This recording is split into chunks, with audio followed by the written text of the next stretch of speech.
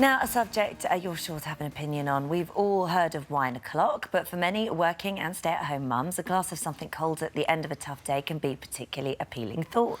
Well, certainly not for our next guest, Paula Winchester, who has ruffled more than a few feathers after branding single mothers who drink or go on nights out as disgraceful. And she stands by her statement that single parents never deserve a night off from their responsibilities. It's controversial stuff. Welcome, Paula. Lovely to see you. So let's clarify your boundaries here. What are working mums, single parents, what are they allowed to do and not allowed to do in your eyes? Well, they can do what they want, really, but the story was exaggerated quite a lot. It's not that they can't ever drink, it's just that I think it's responsible drinking and thinking about your children and the state you're going to be in the next morning when you've got them.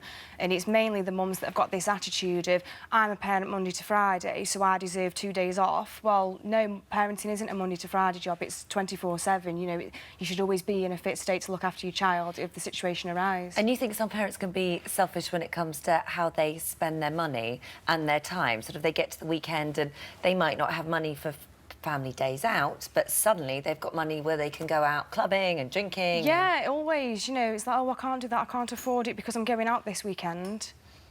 So you're a single mum yourself. You've got a 4-year-old daughter, and you're not with her dad anymore. So how do you split the time? On the other weekend, he has her for a day. So you have got time where you could go out. I could go out every other weekend if I wanted to. But you don't do that even when she's not there? No, because she comes back for 12 o'clock the next day and I need to be in a fit state to look after her when she comes back. And if I've been out on a night out, obviously you're not fit by 12 o'clock. Yeah, it's the excessive drinking. It's the excessiveness of it, and the ones that are going out and getting absolutely wasted and they can hardly function the next day. Is that because you've done it yourself? Yes, it is, yeah. And I've done it since I've had Leah.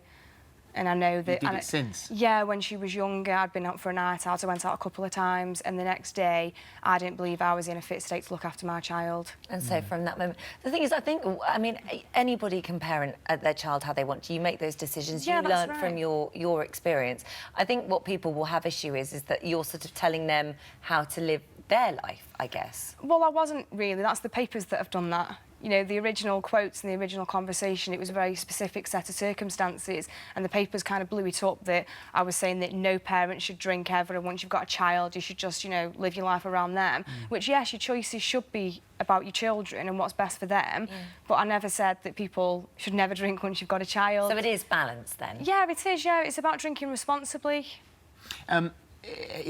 The problem is also that for you, I mean, sort of reading your story, and you say that you had a couple of nights once you'd had Leah, but prior to Leah, you had a checkered background with booze. I mean, it got you into a lot of trouble. Yeah, it did, yeah. And so, is it guilt on your part? I think it's just doing things differently. When you've got a past like I had, which was so wild and out partying all the time, when you're then a single mother of a child, you want people to think that you've changed and you are doing better, because you don't want people saying how she's still got her child when she's the way she is. Well, I'm not that person anymore, I'm a different person now because I'm a mum and my daughter's changed me. And is it more then that because of the way you were in your past and because you were so wild, especially when you had a drink inside you, is it that actually with you it's not even a case of balance? Because if you had one or two, then you sort of... It's never just one or two, it could go beyond that. Yeah, I mean, obviously there's times where I'll have a drink round with friends or a drink at home, but there's a real big difference between drinking at home and drinking in a club, because even if I tell myself I'm going to drink responsibly, once that lady comes round with the tray of shots, you know, it's so hard to resist. Yeah, I can't control. Once I've had a beer, I'm like, great, let's go. And so you'd rather not... So I'd rather not put myself in that position. Yeah. Because Emily says any mother deserves a night off. So what if she's single or in a relationship? Go out and enjoy yourself once in a while. Simon says, I'm a dad, my partner is severely disabled in a wheelchair, and one of my sons is severely mentally disabled. I don't go out at all, but if I had the chance, I definitely would.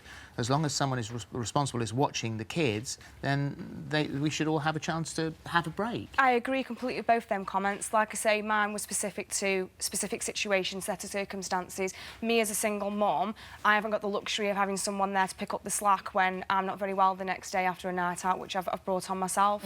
Okay. So I agree with both of them comments.